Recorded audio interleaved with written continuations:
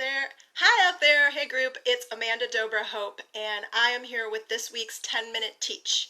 And the subject is emotional intelligence, what to do when you're being triggered. Now, I know everyone, a lot of you may already have worked from home, but for those of you that are now stuck at home and are finding that inner work is being forced upon you and happening in bigger waves than it has for a long time, even though we've been pushed on that inner work for a long time, I want to give you some tips and tricks of what to do. So the first thing you do when you're feeling triggered, and triggered is when you are with someone or you're going through a situation or something and all of a sudden you feel angry or upset or resentful, and you can feel it kind of in the pit of your stomach and you want to lash out. You don't always want to lash out. Sometimes it's just that feeling. But anyway, so when that happens, what you want to do first is just stop before you say anything you don't want to say, or that you might regret later, because 99% of the time, whatever you're triggered about doesn't actually have anything to do with that other person or situation. It's some kind of old wound or trauma in you that is just being reactivated by whatever the outside circumstances seem to be, that seem like they are relevant or the same as the past thing that you may not even know about, because it may be buried so far in your subconscious that you didn't even know. So the first thing you want to do is stop.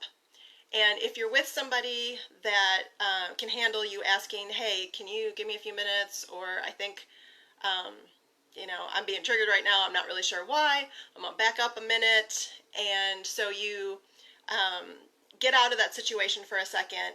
And hey, if you're just joining us, we're talking about emotional intelligence and what to do when you're triggered. So if you feel that, you ask if you can back out of that situation. Like I said, if you're with somebody you know. If it's just something that's triggering you and you're not with somebody, maybe you're reading something that's triggering you. Maybe you're responding to an email that's triggering you. Just take yourself out of it for a minute. And again, if you're somewhere where you can't get out of it, just work on it later. But take yourself out of it for a minute and do some investigative work. So what you're going to want to do is ask yourself questions. And it's really easy to do this on paper. If you can't get to paper, you can use your phone. You can try it just asking these questions in your head, but you're going to want to get under and under and under and under. So I'm also a holistic life coach, author, speaker, writer. So this is what I teach people into how to get to the depth of anything, is you ask yourself questions. So this is one of the ways you can do it. So you want to start by saying, why am I angry about whatever it is? Or why do I feel such and such way about this particular thing? And you want to let your answer come straight to you. Don't censor it. Don't try and stop it. Don't try and tell yourself, that doesn't sound right. That's probably not really the answer. Just whatever first comes to you, let that be there. And so when you say, okay, why am I feeling this way about this thing? And you get that answer, sometimes it might surprise you, because this is coming from your gut if you're not censoring yourself. So you might get some kind of answer that you're like, whoa, that's why? And then whatever that answer is, get under that too. So, okay, so, I felt triggered, or I felt angry that the mailman delivered my mail the wrong way. And when you asked yourself why, the answer you got was because, in third grade, my teacher gave all the other students their, treats before she gave me mine or something. And like I said, it could be something really weird that you don't think, but it was an old trauma, an old wound, probably when you were really tiny and everything was big and, made an impact on you. And so you get that answer, let's just say it's that, and then you say, okay, well, why was I so upset or hurt when I was in third grade and the teacher did that? Well, because, at home, this is what was going on with your brother, and you weren't getting very much attention at home because you had this new baby brother and whatever. Oh, okay. And why was I upset by that? I knew I had a new baby brother, and, I was only in third grade, but I still could have understood that. So why did that upset me? Well, because, and you just keep asking yourself those questions until a lot of times you'll get down to a core thing, and it might make you upset, it might make you cry, but you're going to kind of unearth that core trauma or that core wound that was causing that trigger on the outside that a lot of times, like I said, can seem completely unrelated.